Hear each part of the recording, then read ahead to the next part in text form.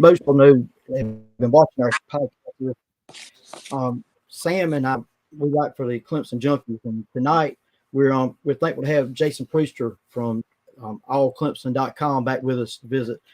We're going to be talking some Clemson athletics here and there. One thing I would like to ask y'all to do, if you don't mind, go to our YouTube channel, subscribe to it, and like us if you like what you're seeing. Let us know. All right. Let's get started tonight, y'all. Jason, how are you doing tonight? I need some sleep. Oh, Lord. Well, I can understand that. How about you, Sam? I'm doing good. Thank you for asking. I'm just kind of ready to talk about some stuff here. We've got a lot of stuff to talk about, I think. I hear that. All right, we're going to start out tonight with baseball. As y'all both know, baseball dropped another series this past weekend.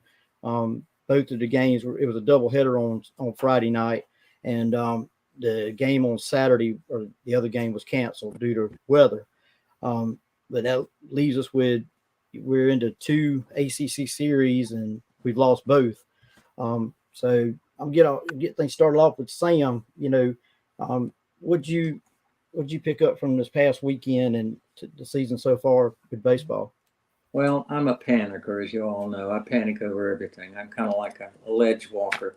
Sometimes I have to be talked down off that ledge. But the bottom line is this. I as a casual observer of baseball, I don't know the strategies and that kind of stuff. But looking at this team, I think they may be young. I'm suspecting they are. Their bats are not working a lot of the time. Seems like we have not found a pitching rotation that works. Lots of extra, innings are not. We had like 7 different pitchers in one of those games this past weekend, and I think the casual observer is basically going to look at things like football, basketball, and then baseball and think, oh my God, there's a sense of urgency with football because you've only got 13 games. But with baseball, there's, like Jason said last weekend, there's a much bigger, wider margin of error. And I'm okay with that. I think anything could happen, but they've got to get their confidence back. They seem to lose. They're losing those middle week games, and I'm a little bit concerned about that. But that's just my take. But I think as a casual observer, my takeaway from this weekend is they just didn't make it. They just didn't do what they needed to do. Jason, I know last week you pointed out that you didn't think it was time to hit the panic button just yet. After the series with Pitt, what are your thoughts? I still don't think it's time. I don't put any stock into what happened last weekend. None. I mean, 30-something degrees, 25-mile-an-hour winds, and baseball's not meant to be played in that kind of weather. I thought they looked beat before the game even started, the first game of the doubleheader Friday. I thought they looked beat before the game even started. That's the kind of game to me as a baseball player. I'm coming out in short sleeves, man. I'm not coming out in these long, sweatshirts under my uniform with the big mask and stuff on. I don't care how cold it is. I just thought they looked beat before the game started. And, I don't think the pitching's been the problem at all. I think the pitching's been pretty dang good up until last weekend.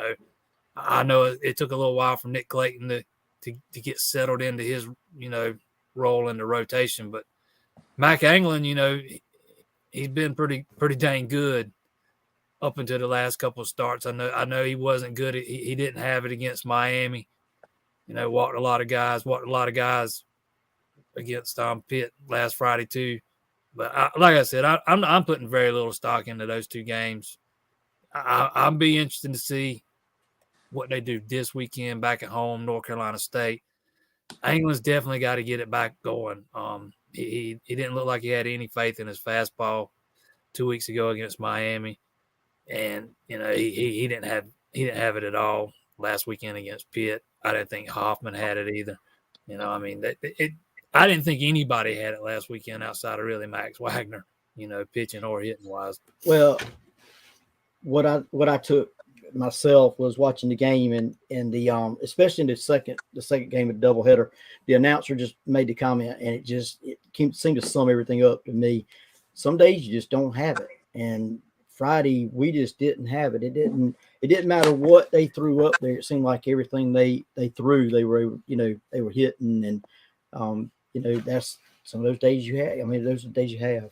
So, Well, I wanted to ask Jason one question, and this is not being a facetious thing, but at what point do you start press the panic button? That was Jack Leggett's favorite phrase, by the way. I used to love listening to his interviews. At what point in the season, if we lose North Carolina State, if we kind of fumble a few other, I mean, is there a point in the season where you get concerned, or as a long-term watcher of Clemson baseball, do you have confidence that it'll just kind of work itself out?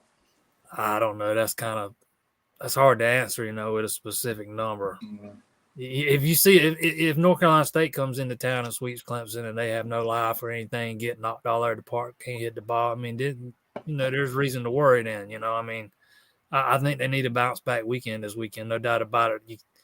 They got to win this series this weekend. You don't win this series this weekend, you've dug yourself a deep hole that's going to be hard to climb out of in the Atlantic. There's one, I think it's Louisville, hadn't lost in the ACC yet, if I'm not mistaken. One of the teams I think still unbeaten in the ACC. So, you lose 2 of 3, get swept this weekend, you dig in a very deep hole. You can't do that. And it doesn't get easier next week. Don't we go to Georgia? I'd have Georgia come to Clemson, then we go to Notre Dame. Is that correct? Georgia's the midweek game next week. Yeah, I'm not sure about after that. I'd have to look. Yeah. Okay. All right. Well, next we're going to talk about Brad Brownell's Tigers. They found out this past week that they'd be losing a player, and they were going to have a player come back that I don't think very many people thought was going to. Start out with Nick Honor. We found out that he was hitting the transfer portal. Jason, you think this move helps or hurts the team next year? Either one. People see so-and-so's entering the transfer portal, and first thing that comes up is, something's wrong, man. There's a problem with Brownell. Honor's mad, what, yada, yada, yada. Maybe this is what's best for both sides, I mean, I've maintained on forever that Nick Honor's not an ACC caliber point guard. Clemson's got to get bigger at guard. They got to get longer. They got to get more athletic. Game's all about guard play now. And I think, with Josh Beadle, getting ready, playing for the scout team this year, got a couple more freshmen coming in next year. One of them, a long 6'5", 6'6" guard. One of the Chaunceys, maybe Nick Honor kind of saw the writing on the wall and realized if he wanted to play a lot in his final season, that it would have to be somewhere else. I just don't think it's a sign of red flags inside the program. You know what I'm saying? I don't think there was anything more to this than that. Well, okay. I'm going to throw my 2 cents worth in there. Well, Jason's from allclemson.com, and as always, we appreciate him being here. But my thing about that is he's a little closer to the situation than I am, because, I mean, he kind of gets to go and see things when he's behind the scenes, I guess, and has access to fix. I'm just concerned, not for any other reason. It's just I'm concerned that it's going to overshadow Brownell's, what's the word I'm looking for? His tenure at Clemson, and this isn't make or break next year, and that dark cloud that may be looming, it's going to start possibly affecting some recruiting.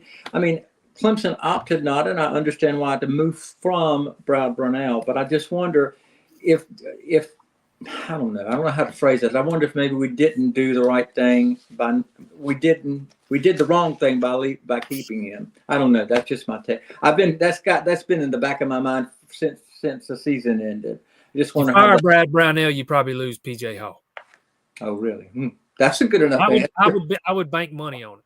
If you fire Brad Brownell, you probably lose PJ Hall. I mean, I don't know about any others, but PJ, that's PJ Hall, that's Brad Brownell's guy. So I mean, I can't say for sure that would happen. I don't know that, but it would not surprise me in any way.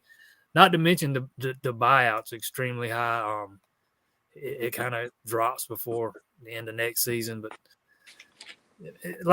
we talked a couple of weeks ago, Brownell's recruiting classes have gotten a lot better than what they were. The last 2 or 3 have been better than what they were the 2 or 3 previous before that. And this year's team was just killed when Lynn Kidd and Prosper transferred after their first years. I still don't get it. Those guys would have seen a lot of time for this team this year. But, I mean, they wanted to play as freshmen, didn't. Moved on. That's basketball these days. People think that's what goes on in football. it's far more prevalent in basketball. It's just the way of the world now. You bring those guys in knowing, if they don't play, there's a chance they're going to leave after one season. Well, it's just one. Yeah. The reason I ask, I'm not trying to be controversial. It's just, I guess I worry about, and I guess I would worry more if PJ Hall was leaving us if that were to happen. I'm just concerned if we're just recycling the same thing over and over and over. And, we'll get to this point next year where we'll say, gosh, we just about made it. He's so close. We might just want to keep him on for another year. I mean, I know we can't tell the future, but I see a pattern after 13 years. I just see a pattern, and it's a little bit frustrating for me. And, who am I? Well, I'm sure there are others like me that feel. Like Jason pointed out, you lost both of those players this year. Who's to say if they stay, what difference we've got here? Then on top of that, they also found out, just going ahead and leading into this, that Hunter Tyson's going to be coming back. And I don't think very many people saw that coming. So you're losing Nick Honor, and you're going to keep, Hunter Tyson, who seemed to be, he had a breakout season this season, or was on his way until he got hurt. What do y'all think about that, Sam? What are your thoughts on him coming back? Do you help? I see that as a net gain. I see that as a net gain for Clemson. I liked Hunter Tyson, and I'll tell you what happened. In my opinion, where this past season kind of went off the rails a little bit, is when Hunter got hurt. We were kind of streaking there, and he was doing good, doing well. Just everything seemed to be going in the right direction. Then he got hurt, and it sort of stopped that momentum. So I think that, as far as, like Jason's always has said many times, that Nick Honor is an undersized guard, and he just found that maybe he needs to move on somewhere else. But keeping Hunter Tyson is really, I think, the best option. We got the better end of that deal, in my opinion. Hunter Tyson coming back, you got to have room for him. That could be played a part in Nick Honor leaving too. You got to have a scholarship for him if he's coming back. You just don't never know what goes on behind the scenes. I'm just, a lot of times I'm just speculating here, but I think Clemson will be better with Tyson, without Honor, assuming, Josh Beal was ready. Get this Chauncey kid in here. Like I said, he's 6'5", but he needs some weight. He might not be ready to play as a freshman. It's hard to say right now, but and I get all the people frustrated with Brownell, man. I get it. Trust me, I get it. But I just, you got a new AD, probably doesn't want to make that kind of splash decision, big time move so early into his tenure. You already got 11, 12 years invested into this guy. You on the hook for so much money if you let him go. Might as well let it see how it plays out now. I'm not 100% convinced he'll be fired after next season if they don't make the tournament. We'll see. I don't think he's got a long leash left, but like I said, I just think you're at the point now you might as well let it play out. It's probably the best thing for all involved. Jason, I'm in agreement there. I'm sorry, I didn't mean to interrupt you, Freddie. I just want to ask Jason one thing, because he's more in touch with recruiting. You've mentioned the Chauncey Wiggins, I think, is the or Chauncey Gibson is the guard, the 6'6" guard that's coming in, and another.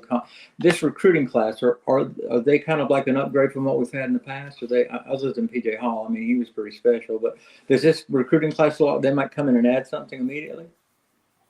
It's hard to say. I don't have their numbers and stuff right in front of me, but I know the class was ranked like 42nd, 43rd, something like that. And that's, I think at least two of them are top 200 talents. Might be all three of them might be top 200 guys. I can't recall, but I know two of them were right there on the verge of being top 200 guys. And that's kind of been the case the last 2 or 3 years. Before that, it was not in the top 40, nowhere near to the top 40. But if you're top 40 in the ACC, you're still 10th in the ACC. Because you're playing in the best basketball conference in the country. So, it's kind of a double-edged sword there. Well, you got 2 in the Final Four right now and had 3 in the Elite Eight. So, I guess the conference wasn't as down as they told us. Exactly right. That's what I was getting to. All right. Not sure if y'all caught the Tigers' new offensive coordinator, Brandon Streeter, when he spoke to the press before spring break, but Interestingly, he stated he is looking to put his own stamp on the Clemson offense while he's in tweaking it a little bit, but also doesn't want to, fix something that's not broken. Jason, I didn't see that as a surprise in what he said. Did you? I mean, you've been up there during the spring. I guess I could ask you also, have you noticed anything different or seen anything different so far? Or is that something that's going to be noticed more closer to the season? I've nothing I've seen, but I think tempo is going to be more of a focal point. Now that don't mean they're going to come out and run, foot on the gas, wide open like Chad Morris. Streeter talked about, getting back up to the line quick, and that don't necessarily mean hiking it all the time with 25, 30 seconds left on the ball, but he wants everybody back up on the ball ASAP.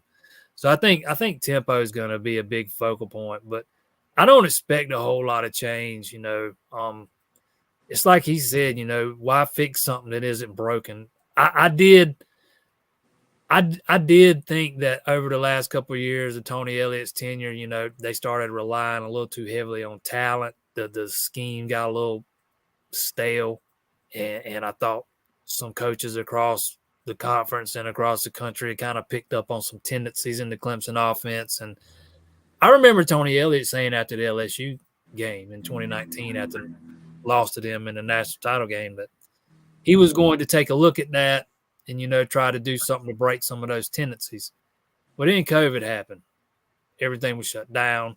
So I don't even know if he ever even got to do it. If he got to do it last year, we never got to see it. It was just – and I know people has got gripes about the offense last year. The offense, it was bad. No doubt about it. And people wanted to know why he wasn't adjusting the offense to the players on the field. It's kind of hard to do that, when you're consistently shuffling guys in and out the starting lineup. You start 6 different groups of offensive linemen in the first 9 games. You got, 3 receivers left by the end of the season. About the only guy that played every game was the quarterback, and he was beat to hell by the time the season ended. So, I don't know how you do a whole lot of adapting in those kind of situations. It's not something you can really do on the fly. You can make tweaks here and there, but you can't adjust scheme like that mid-season. Well, Sam, what do you think, Sam? Well, my thing has been, and honestly, I got to be honest here. I was really a little concerned. I like Brandon Streeter. I've always been a fan of his and still do. But I was wondering, with the hesitance or the sputtering in 2019 against LSU, they embarrassed us. They really did. And then the 2020 game where we kind of got swatted by, I think it was Ohio State. It was just like, we haven't performed as well on the big stage. Now, I know 2020 happened with the COVID. I get that. But last year was an anomaly. We're going to be better than that. But I had a man ask me today, are we going to be as good this year, in your opinion, as we were bad last season on offense? And I said, I think the possibilities are there that we could be just as good as we were bad. It all depends on one thing, and it's not, I told him, not the quarterback. I think it revolves around the protection of the quarterback and provided him with the time he needs to get behind there and run the plays. Last year he would be back there like 1, 2, 3 seconds and be crunched by the oncoming, rush. So I think that, and we've all talked about this, I think the most important aspect of what's coming up this season is how the offensive line develops. I think that the quarterback situation will take care of itself. Either DJ's going to rise to the occasion or he's not. So that's just my take on it. Going back to that 2019 LSU game, Clemson got beat by the best team, the best team maybe I've ever seen. I agree. To me, that don't throw up a whole lot of red flags. And you talking about a Clemson team that was paper thin on the defensive line, so thin that they had to, resort to using a 3-man front most of the time. And I thought Brent Venables came out with a masterful game plan. But I don't know if y'all remember, Clemson jumped up early. LSU was struggling. LSU adjusted. They adjusted to what Clemson was doing. And then once LSU adjusted, there was nothing left for Venables to do. He just did not have the bodies up front to do a whole lot. and the route was on, and I thought Tony Elliott abandoned the run far too early. He admitted that himself after the game. They should have stuck with running Travis Etienne more. But I didn't really, I didn't see a whole lot of to worry about after that game, and I thought the Ohio State game that Brent Venables just got out coached, plain and simple. Well, I think that's probably a good assessment. As hard as it is to admit that Brent Venables, may have had a problem. Back to what Jason said earlier. He and I had a conversation a while back, and I told him when we talked about the up tempo, I would love to see some more up tempo because it seems like DJ plays better under those situations, or he has to this point. So I'd love to see some more of that. Well, guys, it's been good talking to you. We've had a good conversation here. I want to tell everybody, if y'all will, please go to our YouTube channel, subscribe, like it if you like what you're seeing. Let us know. We also would like to thank Clemson. Excuse me. I'll say it right in a minute. We'd like to thank Jason Priester from allclemson.com for visiting with us again tonight. Until the next time, y'all, go Tigers. Go Tigers.